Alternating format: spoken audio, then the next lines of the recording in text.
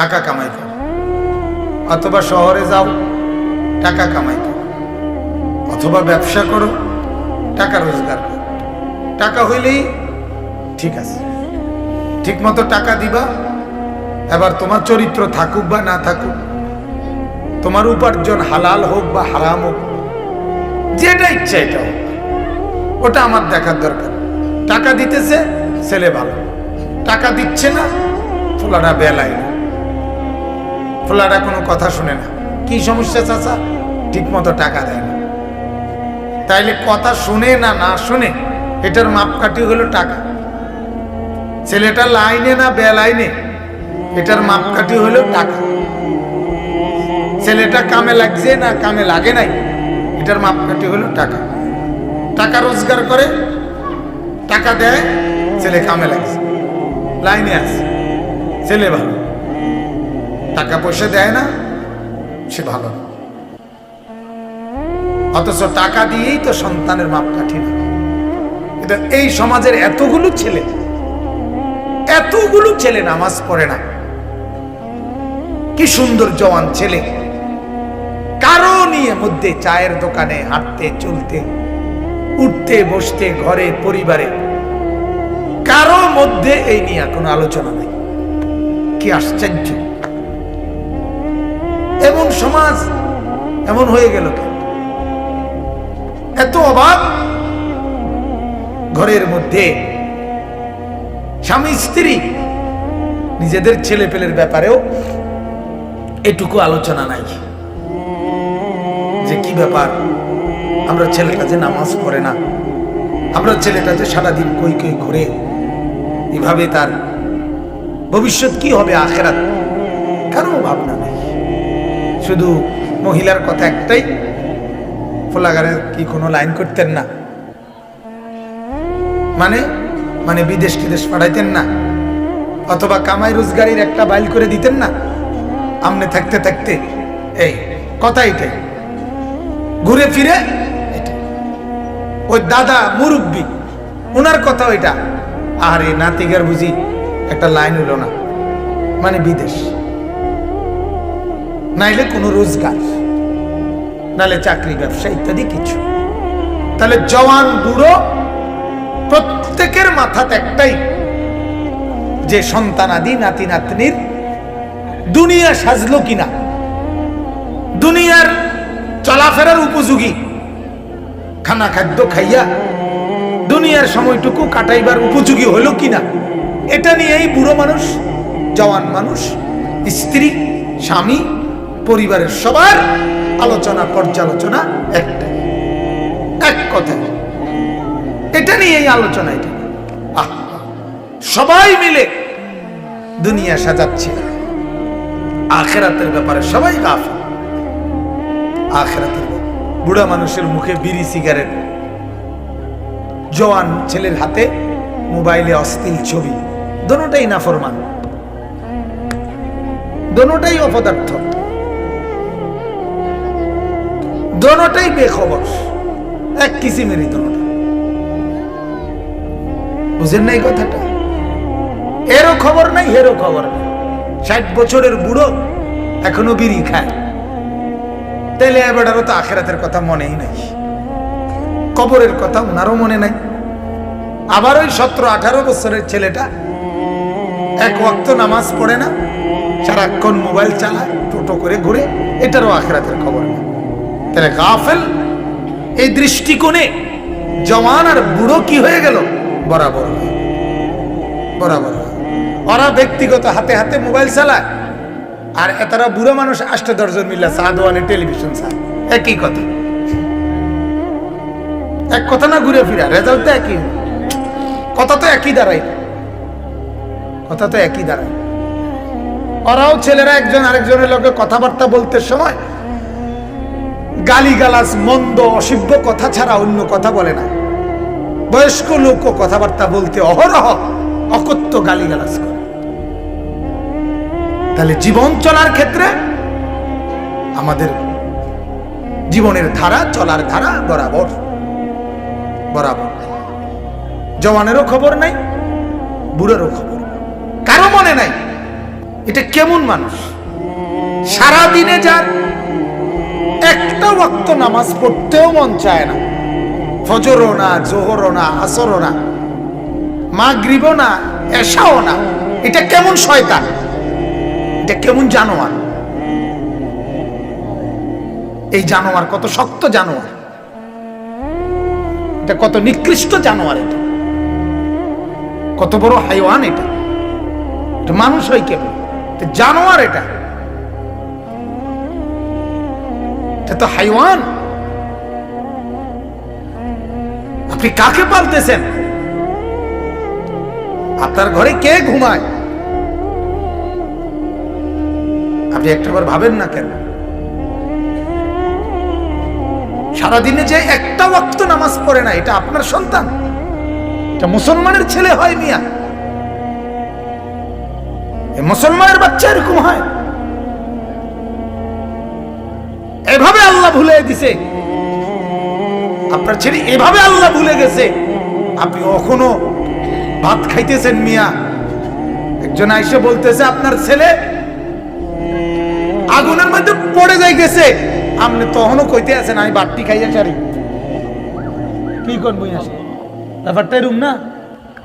আমি বাট্টি খাইয়া সারি, 8:02 সাইচা চাই না, অটো ফাইনি ফাইলে যাম। একজন এসে বলল আপনার ছেলেটা নোয়াগাঁও স্টেশনে মোটরসাইকেল অ্যাক্সিডেন্ট করছে, রক্তে ভাইসে গেছে। আপনি কইলেন যে আমি ফান্ডা খাইতে আছি, বিড়িটা খাই বা বন্ডা খাইয়া সারি। তো এই পৃথিবীর প্রতিটা মানুষ এই বাপকে কি বলবে? তোর মতো ডাকাত আল্লাহর জমিনে আর আসেনি। ঠিক না বলেন না? বলবে কি যে তোর মতো ডাকাত তুই বাপনি না, তোর মতো ডাকাত তো আর হয় না। অথচ আপনি শুনছেন, আমরা জানি এক ওয়াক্ত নামাজ না পড়লে 2,88,00,000 বছর জাহান্নামের আগুনে জ্বলতে হবে। ধাউ ধাউ করে আপনার ছেলেটা নামাজ না পড়ে ঘুমায় আছে, তার খাটে তার শরীরে আগুন জ্বলতেছে, এবার আর কোনো বুঝে নাই, দেমাগে এই আকলে নাই, আকলে নাই। দুনিয়া গুনতে গুনতে, টাকা গুনতে গুনতে, বন আর বিড়ি খাইতে খাইতে, চা বন খাইতে খাইতে আপনারা একেবারে দেমাগ এগুলো একবারে ফসাইয়ে এলেছে সোজা। এর ভিতরে আর ভাত তরকারি ছাড়া আর কিচ্ছু নেই, এ বন বিড়ি ছাড়া আর কিছু। একদম আকল তমিজও নাই যে আমি আমার কি ফ্যামিলি, আমার সংসার কোনটারে কয়। একজন মানুষের সংসার কিসেরে কয়? সোফারে। কথা বলেন না কেন মিয়া? 4টা খাটেরে কয় সংসার, 12টা কাছের ফ্ল্যাটেরে কয় সংসার। সংসার কারে কয়? বউ বাচ্চারে। কথা বলেন না কেন? সংসার কাকে বলে? কোন বিবি বাচ্চারে কি বলে? সংসার বলে, নাকি খাতা বালিশরে বলে? তাহলে সংসার বলে বিবি বাচ্চারে। তাহলে আপনার সংসার গড়তেছেন, আপনি সংসারের জন্য করছেন, তার মানে বিবি বাচ্চা।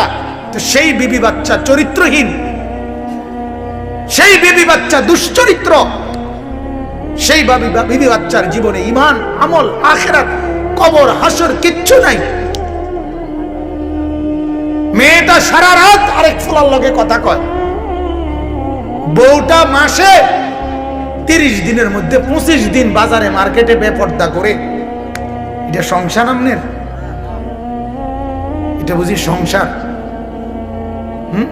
আপনার নাফরমান ফোলাটা দুপুরের বাড়তি খাইয়া বাইরেছে, রাতের বাজে 12টা, এই ডাকাইতে এই মাত্র ঘরে ঢুকছে, একটা ইবলিসের মতো, চুলের হদিস নাই, প্যান্টের হদিস নাই, চেহারার মধ্যে কোনো সুরত নাই, মানুষের কোনো নমুনা নাই।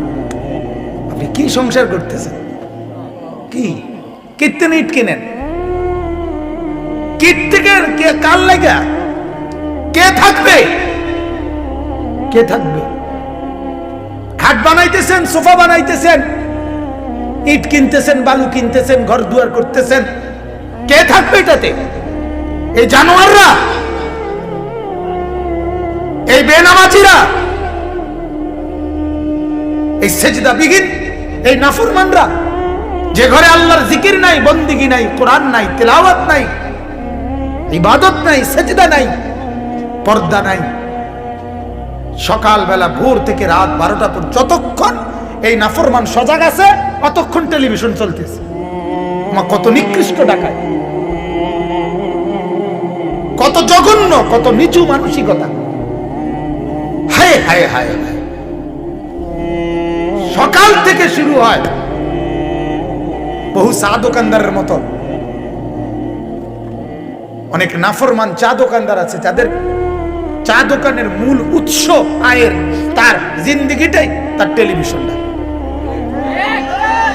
তে বুঝে এটা ছাড়া তার কপালে সুখ নাই। টেলিভিশন চললেই তার কামাই। সে তার মা বাপ, তার সবকিছু তার বানায় নিছে এই টেলিভিশন। টেলিভিশনই তার বাপ, টেলিভিশনই তার মা। এটাই তার দিন, এটাই তার ধর্ম,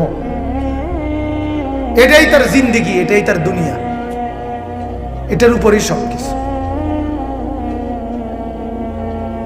আহা, এভাবে বুঝি মানুষ গাফেল হয়, নিজেকে বুঝি মানুষ এভাবে ভুলে যায়। বাজান, ছেলেরা তোমরা বলো, মিয়া তোমার কথা তুমি বলো। তোমার জীবনটা এইভাবে নষ্ট হয়ে যাওয়া কি হইতেছে? জীবনে কি গড়লা? না পৃথিবী চিনলা, না সমাজ চিনলা, না এলাকা চিনলা, না মানুষের মতো মানুষের পরিচয় চিনলা, একটাবারও ভাবলা না হায় হায় তোমারে দিয়া, এই অপদার্থ দিয়া এই সমাজের কি হবে?